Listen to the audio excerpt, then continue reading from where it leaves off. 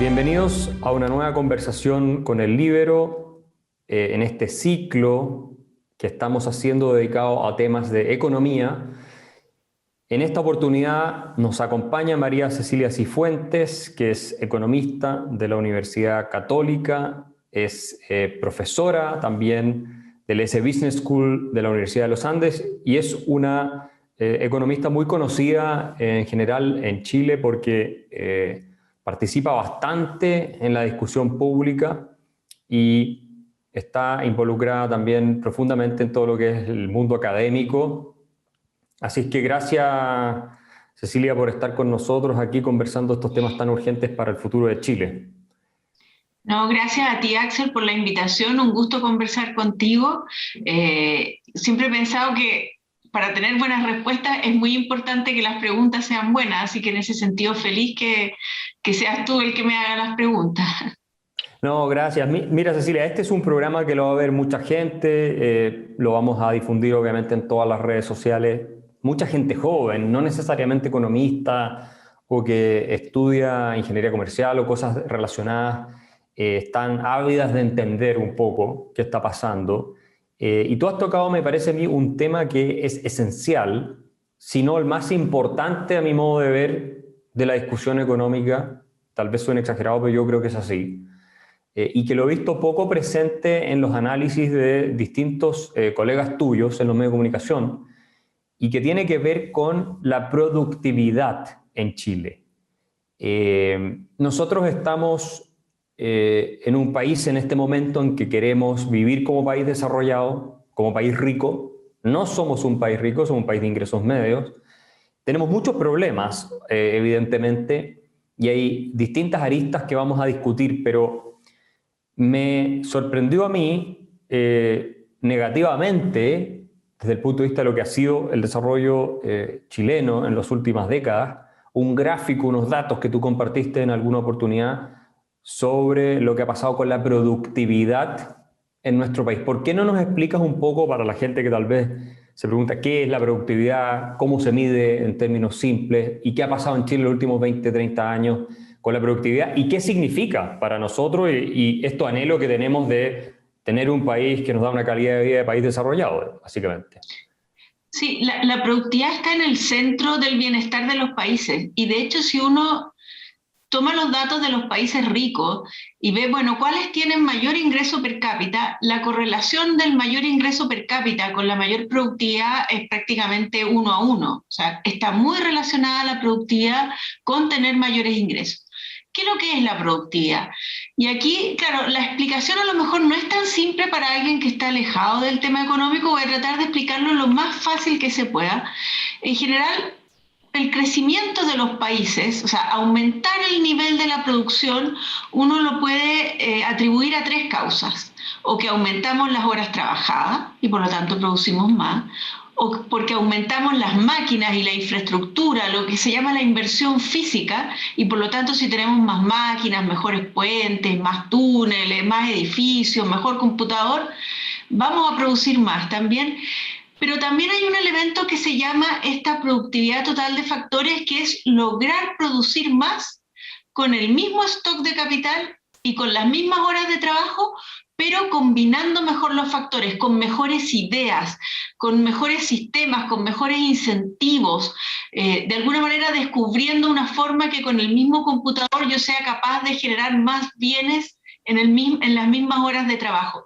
Eso es la productividad. Entonces, de alguna manera, si uno tuviera que resumirlo, la productividad lo que mide es qué tanto mejor estamos haciendo las cosas, qué tantas buenas ideas se nos están ocurriendo, de alguna manera estamos logrando que la tecnología nos ayude a que con la misma inversión en capital y con las mismas horas trabajadas produzcamos más o no.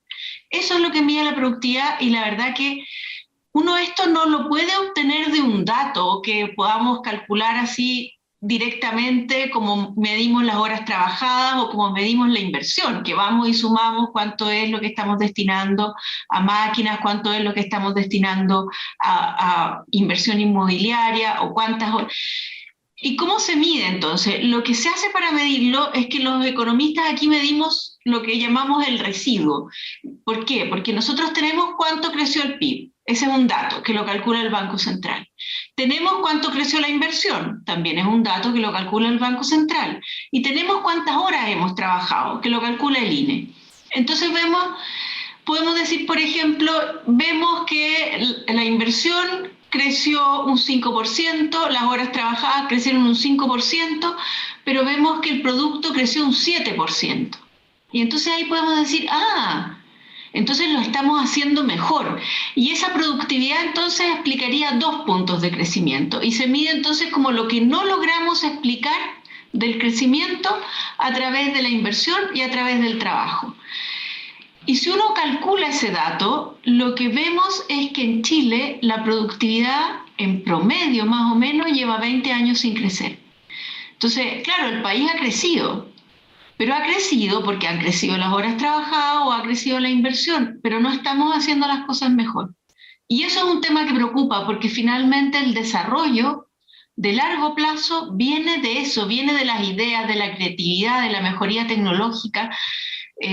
No podemos seguir basando el crecimiento en un boom de materias primas, por ejemplo, que nos genera un repunte en la inversión minera. Tenemos que basar el crecimiento en la productividad y ahí estamos en deuda hace mucho tiempo.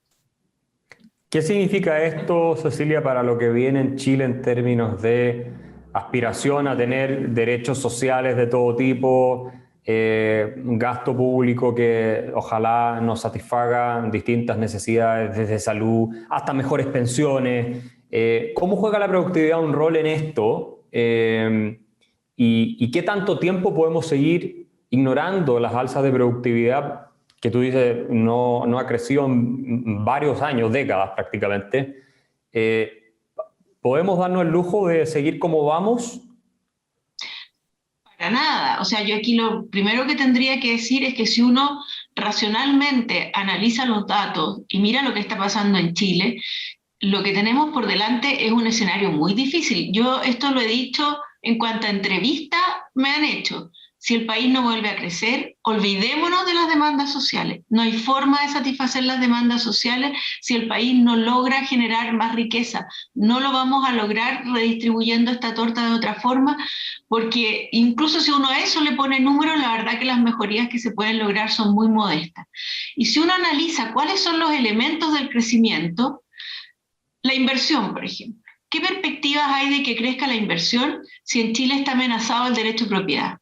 Estamos en esta discusión del sistema de pensiones.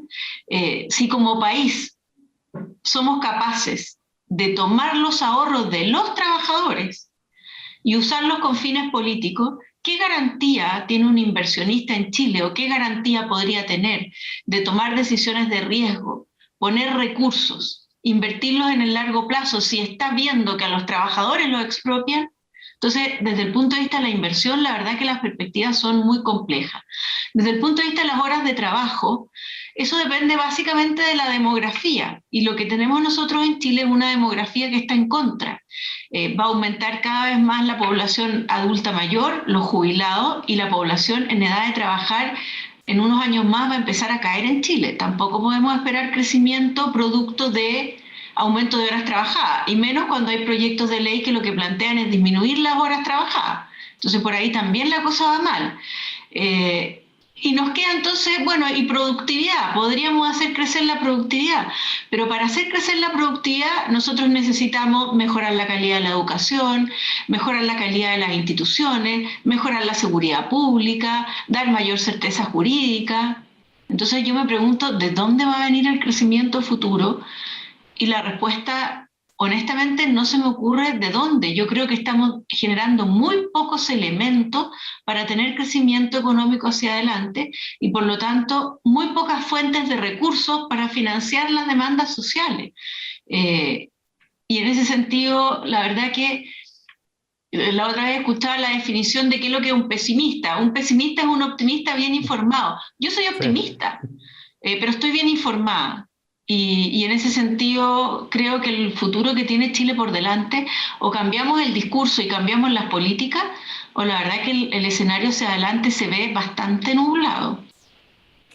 Yo he revisado unos datos de la OCDE sobre productividad laboral y salía que la OCDE en promedio estaba entre 50 y 60 dólares de productividad por hora trabajada, y Chile estaba en unos 25 dólares y fracción.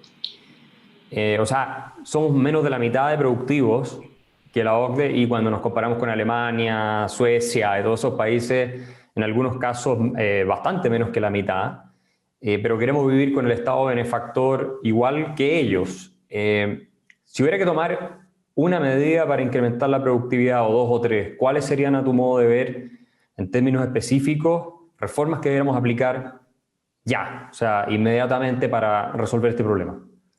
Pero es que ese es el tema, las reformas que hay que hacer son difíciles, no generan efectos inmediatos, pero son las reformas clave. Lo primero es reformar el Estado. El Estado es un elemento central en el proceso en que las empresas crean nuevos negocios, emprenden, y al final lo que uno necesitaría tener es un Estado colaborador en ese proceso de emprendimiento, y lo que tenemos es un Estado que tiende a trabar el proceso. Y en ese sentido, sin una reforma del Estado que lo haga más eficiente, ahí tenemos un enorme espacio de generar productividad a través de tener un Estado más colaborador con el proceso, y no lo tenemos. El otro elemento es la política educacional. Definitivamente mejorar la calidad de la educación en Chile es un elemento clave para mejorar productividad. Chile tiene, respecto a esos países que tú señalabas, Axel, tiene un déficit de capital humano bien importante. Hay que considerar, por ejemplo, que el 60% de los ocupados en Chile actualmente apenas tiene cuarto medio, y hay algunos que ni siquiera tienen cuarto medio, el 60%. Entonces, es difícil tener productividad si una parte tan importante de los trabajadores en Chile apenas terminó cuarto medio, y terminó un cuarto medio que tampoco le da herramientas muy importantes para tener gran productividad. Entonces ahí surge inmediatamente otra política que no es fácil y que es muy necesaria, que es toda la política de capacitación laboral. Chile está gastando como país, el Estado, aproximadamente 200 millones de dólares al año en capacitación laboral. Hemos ido cada vez gastando menos en eso. Y es un elemento central. ¿Cómo logras tú que una persona y hay muchos trabajadores en Chile que a lo mejor se quedaron en séptimo básico? Esa es la formación que tienen. ¿Cómo logras que se inserten en este mundo tecnológico en que cada vez es más importante la capacidad o el capital humano de los trabajadores para que tengan ingresos importantes? Es muy difícil, y la única herramienta es con capacitación. Aquí necesitamos además colaboración público-privada, que en este minuto es mal mirada en general por el mundo político, pero es la única forma de ir construyendo las herramientas que necesitamos darle a los trabajadores para que sean más productivos. Y un último punto bien interesante en esta comparación que tú señalabas de la OCDE. ¿Tú te fijaste, Axel, cuál es el país que está número 1 en ese listado de productividad por hora trabajada? No, no recuerdo exactamente. No sé si era Luxemburgo o alguno de esos, pero no me Bueno, acuerdo. era Luxemburgo hasta hace algunos años atrás, y ahora lo superó Irlanda. Irlanda, sí. Irlanda es uno de los países que más ha crecido en el mundo en las últimas décadas, y lo que hizo Irlanda es súper interesante, es un modelo bien digno de imitar. Irlanda, a partir de los años 90, redujo el tamaño del Estado a la mitad, hizo un Estado mucho más eficiente, bajó en forma muy significativa los impuestos a las empresas, lo que generó un boom espectacular de inversión. Muchas empresas se instalan en Irlanda producto de los beneficios tributarios, y todo este proceso de reducir el tamaño del Estado lo hizo a través de un gran acuerdo entre el sector público, el sector privado y los sindicatos. Y ha permitido que Irlanda, de ser uno de los países más pobres de Europa ahora, sea el país con mayor productividad por hora de toda Europa, de toda la OCDE en realidad, y además uno de los países que tiene el ingreso per cápita más alto del mundo. Sí, Entonces, tiene ingreso más alto que Alemania incluso. sí, mucho más alto. Y era de los países más pobres hace 20, 30 años atrás, de los más pobres de Europa. Entonces, esto se puede hacer. ¿Pero qué requerimos? Requerimos reformas que vayan en la línea de mayor libertad económica, pero que esas reformas se hagan con amplios acuerdos políticos. Aquí no se trata de vámonos a un extremo de no existencia de Estado. El Estado cumple roles fundamentales en el desarrollo, súper importantes, que no tienen que ver con el tamaño, sino que tienen que ver con que haga bien su trabajo, con que legisle bien, con que tenga buenas instituciones. Y lo otro interesante es que Irlanda en todo ese periodo mejoró el índice Gini, o sea, mejoró también en equidad. Entonces, esto se puede hacer, pero no con el camino que está siguiendo Chile. Yo creo que este camino nos está llevando no solo a ser más pobres, sino que también vamos a terminar siendo todavía con mayor índice de desigualdad con las políticas que se están haciendo. Y en ese contexto de capital humano, la reforma a la educación que hizo el segundo gobierno de Michelle Bachelet, tanto universitaria, educación superior con la gratuidad, y lo que fue la reforma a la educación escolar. Hay algunos académicos que dicen que esto ha sido la peor política pública tal vez de los últimos 30 años, incluso peor que el Transantiago.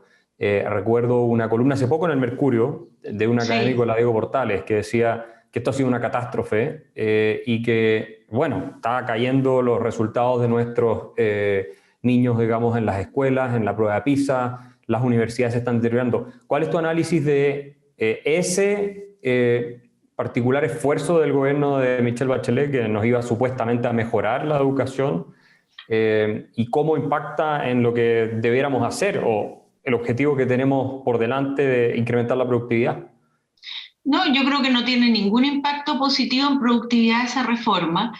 Eh, Comparto que fue de las peores, creo que es peor todavía el tema de los retiros de fondos de pensiones, Ah, más sí. dañina todavía que la reforma educacional y puede terminar generando un daño que es difícil medirlo de lo grande que puede ser si terminamos con una estatización o con el otro extremo que es el retiro del 100%, que significaría una fuga y una corrida en el país gigantesca.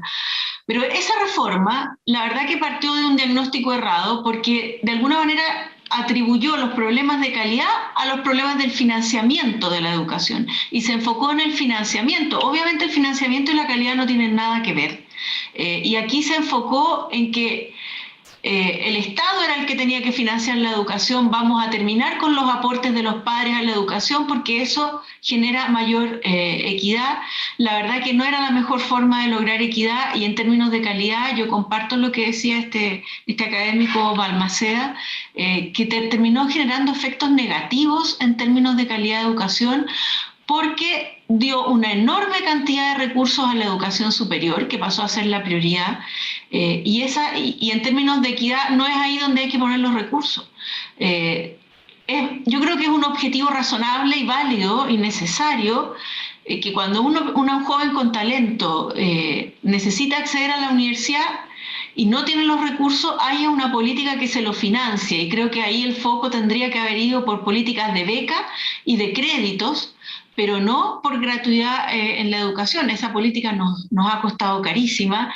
Ese gobierno le dio un gran foco a la educación superior. El otro día veía que, por ejemplo, en el tema de aporte en vejez, la prioridad cayó en en el segundo gobierno de Bachelet, le dio menos prioridad al tema de vejez y mucha prioridad a la educación superior, lo que en términos de equidad termina siendo finalmente negativo. Aquí lo que tenemos que Claro. apuntar es a la calidad. Aquí lo que hay que apuntar. Veamos lo que está haciendo el Colegio de Profesores en esta pandemia. Esto es inexplicable. El Colegio de Profesores es el principal promotor de que los niños no vuelvan al colegio. Y eso genera un daño en la calidad y en la productividad hacia adelante enorme, promovido por el Colegio de Profesores. Entonces, cuando uno habla dónde está la calidad de la educación, está en cómo se gestiona la educación, está en quiénes están educando, cómo están educando, qué herramientas tienen los que están educando, y creo que por ahí no hemos hecho nada, más bien se ha retrocedido. ¿Qué piensas tú de la idea? Creo que la plantó Sebastián Edwards hace un tiempo, pero yo la leí en Irlanda, me parece que también la aplicaron, de los recursos públicos, destinarlos a formación de capital humano en ingeniería, o sea, carreras más relacionadas con ciencias, ingeniería, tecnología, ese tipo de cosas. Por ejemplo, las becas Chile, en vez de que vaya más gente a estudiar sociología, filosofía, ciencia política y carreras de humanidades, que estamos plagados de eso en América Latina, y que la verdad es que son bien poco productivas en general, más allá de que uno vea valor en las humanidades, y focalizar esos recursos en fomentar ese tipo de estudios, más científicos, más tecnológicos, ingenieriles, en fin. Mira, me cuesta tener una postura clara ahí, porque me parece que pueden terminar siendo muy intervencionistas. Yo creo que las becas tienen que premiar el talento y en ese sentido, y el talento lo más diverso que se pueda. Ahora, claro, si uno está viendo, por ejemplo, que por el sistema en que se dan los premios, estoy teniendo que un, no sé, 90% de las becas está destinada a áreas sociales y un 10% a áreas científicas, claro, tengo que cambiar, yo creo, la estructura de incentivo ahí. Pero, pero me iría más por esa vía que por definir tipos de carrera o tipos de ciencia. Creo que también son bien necesarias las ciencias sociales, eh, pero creo que ahí hay que revisar, porque ningún extremo es bueno, y si todos los recursos están yendo para financiar ese tipo de carreras, yo creo que ahí hay que revisar qué incentivos se están dando o cómo se están otorgando esas becas, bajo qué criterios. Lo ideal aquí sería lo más diverso posible en términos de formación de capital humano más específico, más especializado. Creo que de todas maneras eso es importante, que haya recursos del Estado ahí, pero me parece que es mucho más relevante que haya recursos en la educación preescolar, si realmente queremos impactar en la equidad a futuro. Creo que esa es una prioridad que no hemos tenido y que es súper relevante. Todos los estudios muestran que los 3 primeros años de vida de una persona son claves en la formación de su capital humano futuro. Y ahí el esfuerzo del Estado es bien grande porque tiene que compensar de alguna manera o buscar compensar las ventajas naturales que se producen en un niño que nace en un hogar en que los padres tienen un alto capital cultural versus un niño que nace en un hogar con muchas veces monoparental y con padres con muy bajo capital cultural. Creo que ahí el rol de la política pública es súper relevante y eso lo tenemos abandonado. Nunca nos hemos ocupado bien de ese tema como debería hacerse. Sí, eso fue una de las deudas de la reforma educacional de Bachelet, que se concentró en los estudiantes universitarios y no en lo preescolar, que era una de las argumentaciones, me acuerdo que hacía Felipe Cast y el grupo Nevópoli, que había que poner a los niños primero. ¿Qué tan atrasados estamos respecto a rendimiento, creación de capital humano en edad temprana, si nos queremos comparar con países de la OCDE? ¿Estamos a mucho de lo que son los países de la OCDE o algunos también están en déficit en esa materia? Bueno, en general, este es un problema que tienen todos los países en el sentido de que de alguna manera el lugar donde un niño nace determina en forma bastante significativa su capital humano futuro. Pero por supuesto que si nos comparamos con los países a los que nos queremos parecer, tenemos una brecha enorme en este tema. De partida en Chile hay financiamiento estatal de sala cuna, pero después hay un periodo en que los niños, no hay una política pública que de alguna manera financie, por ejemplo, jardines infantiles. Es muy poco, es muy escaso, sobre todo para mujeres que están en el mundo informal del trabajo. Ahí tenemos una ventana de los niños que va entre los 2 y los 4 años, en que hay muy pocos recursos fiscales destinados a financiar buena calidad de salas cunas para mujeres que además tienen el problema que la oferta que tienen de salas cunas es cara, no es muy buena. Y que no les permite muchas veces trabajar. Entonces aquí hay que buscar dos cosas: que los niños que van a salas cunas tengan efectivamente una buena calidad de educación a ese nivel y de tal manera de que sus madres puedan efectivamente trabajar y permitir mayores ingresos en esos hogares. O sea, aquí uno, con la política de sala cuna, fortalecer esa política pública genera beneficios tanto por el lado de los ingresos laborales de las mujeres como también por el capital humano de esos niños.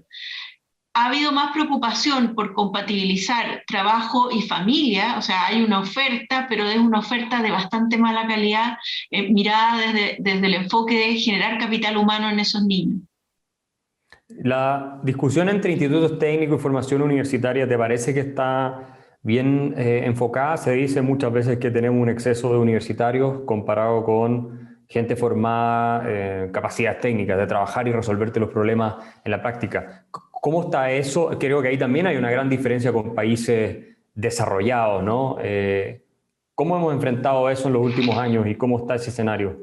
Sí, yo sin ser experta en ese tema, te tengo que confesar que cuando uno mira los números llama la atención que en Chile, por ejemplo, dentro de los ocupados hay más ocupados con educación universitaria que con educación técnica.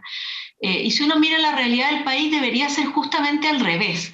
Y creo que aquí, además de que tenemos problemas con la calidad de la educación técnica bien serio, tenemos un problema cultural, porque de alguna manera en Chile es bien mirado al profesional universitario, o sea, todos los padres aspiran a que sus hijos sean universitarios, en cambio las carreras técnicas de alguna manera son miradas en menos. Y ahí, no sé, el caso, por ejemplo, que tú lo debes conocer mejor que yo, probablemente, el caso de Alemania, yo creo que en esto es un modelo muy interesante a seguir. En Alemania la formación técnica es muy buena y con una muy buena formación técnica los ingresos de los trabajadores técnicos son también muy buenos y son comparables al ingreso de un profesional universitario. En Chile hay una brecha bastante importante ahí que yo creo que no está explicada por el tipo de trabajo, sino que está explicada por la calidad de la educación técnica que no permite después que esos trabajadores sean lo suficientemente productivos como para tener ingresos suficientes. En esto, por ejemplo, una anécdota, un amigo mío que vive en Nueva Zelanda, él es abogado, trabaja en el sector público en Nueva Zelanda, tiene un cuñado que es gaffiter, y lo que me comentaba el otro día es que ellos en el verano se van a la casa de su cuñado gaffiter porque el cuñado gaffiter tiene casa en el lago y él no. Y el cuñado gaffiter tiene una situación de ingresos mejor que la de él, en el fondo. Claro. Y eso podría ser perfectamente viable si en verdad ese profesional que es gaffiter tiene una calidad de trabajo tal que le permite y una productividad tal que le permite tener ingresos equivalentes a los de un abogado en un país desarrollado. Y hacia eso deberíamos apuntar.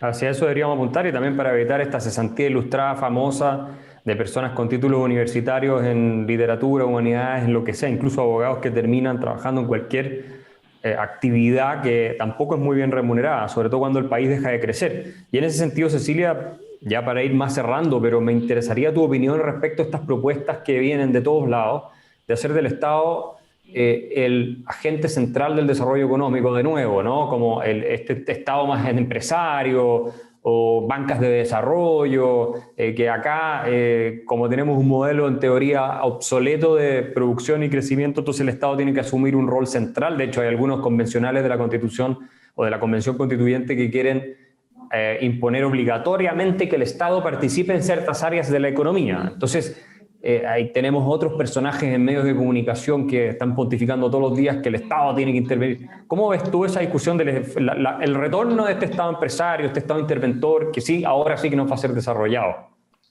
Lo veo con mucha preocupación y aquí hay que ser bastante pragmático, yo creo, en este tema. El punto es quién cumple mejor las funciones, quién cumple mejor determinadas funciones. A priori, uno no podría, o sea, yo creo que a priori, y sin entrar en un caso específico, el Estado puede cumplir roles en sectores como la educación, o sea, uno puede tener un Estado que tenga instituciones de educación, no tengo nada contra eso. El tema aquí de fondo es qué tan bien o qué tan mal lo hace ese Estado. Entonces, si antes estábamos conversando que uno de los problemas de la productividad en Chile es que el Estado chileno tiene serios problemas de gestión, no cumple bien sus roles, imagínate que el rol esencial de un Estado, a mi juicio al menos, y es por lo que se crean los Estados, es por la seguridad pública. Le entrego el monopolio de la fuerza para que el Estado mantenga la seguridad pública. ¿Y cómo lo hace el Estado chileno en esa materia? Es un desastre. Es un desastre, o sea, tenemos que complementarlo las personas que tienen ingresos a través de seguridad privada para tener un poco de mayor tranquilidad y termina siendo tremendamente desigual entonces, porque los sectores de bajos ingresos no tienen recursos para acceder a seguridad privada y terminan con una seguridad pública que es tremendamente deficiente. Entonces a mí me llama mucho la atención en esto y por eso creo que es tremendamente ideológica esa postura, sí, porque le queremos entregar al Estado roles cuando estamos viendo que los roles que ya tiene los cumple mal. La educación pública, los colegios municipales funcionan en general peor que los colegios particulares subvencionados, la seguridad pública es deficiente, entonces donde tenemos puntos de comparación, ¿para qué hablar de salud? Y no es tanto por un problema de brecha de recursos, hay problemas serios de gestión, de incentivos. la Comisión Nacional de Productividad, que a mi juicio fue la única reforma buena del gobierno de Bachelet, crear esa comisión, ha mostrado deficiencias en gestión en el área de salud que son abismantes y que no se corrigen. Entonces creo que hay que partir por ahí. Le vamos a entregar más atribuciones a un Estado que las que ya tiene las cumple en forma muy deficiente, y parece que esa va a ser la línea. Entonces yo tendría que decir, no me esperaría un muy buen resultado de esa estrategia de entregarle a un Estado que lo que tiene que hacer lo hace mal, más atribuciones todavía. Se tiende a pensar que es por un problema de recursos. La verdad que lo que muestran los números es que son básicamente problemas de gestión más que de recursos. Por último, Cecilia, ¿qué crees tú que va a salir de toda esta nueva constitución?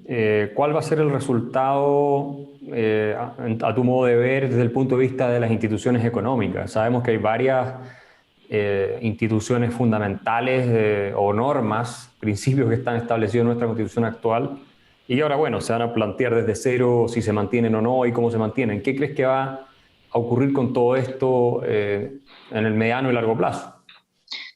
Súper incierto, yo creo. El escenario está tremendamente abierto, sobre todo por el hecho de que tenemos esta convención constituyente que tiene una proporción tan grande de independientes. Y aquí yo tengo dos sensaciones. Por un lado, creo que efectivamente es un hecho positivo que hayamos tenido una convención que de alguna manera su composición se parece más a lo que es Chile, lo que le da legitimidad. Pero por otro lado, es preocupante esto, y aquí es de esperar que los constituyentes se den cuenta de la importancia del rol que tienen y la importancia que tienen que esto lo hagan bien. Porque hacer una constitución definitivamente no es una tarea fácil, no es una tarea simple, requiere una serie de habilidades, hay que generar las bases de la institucionalidad tienen que ser un todo coherente entre ellas. Entonces, claro, hay bastante temor en ese sentido. Quiero darle el beneficio de la duda a todo este nuevo grupo que ha sido elegido. Yo creo que en general están todos muy bien intencionados. O sea, no dudo para nada de que todos tienen buenas intenciones, de que creen que este trabajo va a servir para generar las bases para que Chile logre mejorar la situación de los chilenos. Lo que yo les diría es que para esto no basta la voluntad. No basta decir, ok, todos queremos arreglar los problemas, vamos a escribir unas reglas tal que nos permitan ser un país desarrollado. Eso no es así. Aquí se necesita mucho conocimiento, mucha evidencia comparada de ver cuáles son las instituciones que funcionan y cuáles no, cuáles son los modelos que funcionan y cuáles no. Y la verdad que en eso la experiencia nos muestra que llenar una constitución de derechos sociales no resuelve para nada los problemas. Yo lo que le pediría a los constituyentes es que por favor en esto analicen, estudien, se apoyen en conocimiento técnico, vean qué tipo de constituciones son las que han generado buenos resultados en los países.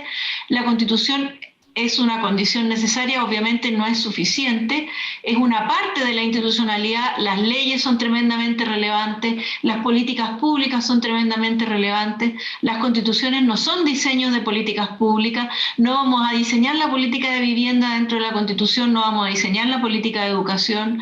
Ahí lo que hay que hacer es generar las bases institucionales para que después sean esas bases las que permitan armar políticas públicas en cada elemento. Es un trabajo muy difícil el que tienen por delante. Se necesita mucha asesoría técnica. Yo lo que espero es que se den cuenta que esto no se resuelve con puro voluntarismo y tampoco se resuelve, y eso tiene que ver con una columna que voy a publicar mañana en el Libero, no se resuelve repartiendo la torta de otra manera. Yo veo en muchos esta idea de que los problemas los vamos a arreglar simplemente redistribuyendo los recursos de un lado hacia otro. Si uno le pone números a eso, definitivamente no alcanza. O sea, necesitamos generar más recursos. Y ahí volvemos al punto inicial de nuestra conversación. ¿Cómo generamos más recursos? Con crecimiento. ¿Y cómo crecemos? Con productividad. Lo que hay que aspirar entonces es que la Constitución no entorpezca ese proceso y es más, genere las bases para que ese proceso se pueda desarrollar. Y con esa reflexión, Cecilia, esperamos que la tomen en consideración los constituyentes y cerramos esta conversación, pero seguro vamos a estar hablando en una próxima oportunidad porque la discusión que viene en cada una de las normas que se van a discutir en la convención va a ser muy intensa, así que vamos a estar pronto contactándote nuevamente, así que muchas gracias por conversar con nosotros. Muchas gracias, Axel, y muchas gracias al Libero por esta invitación. Estamos conversando cuando tú quieras. Perfecto, gracias. Haz que estos contenidos lleguen más lejos haciéndote miembro de la Red Libero.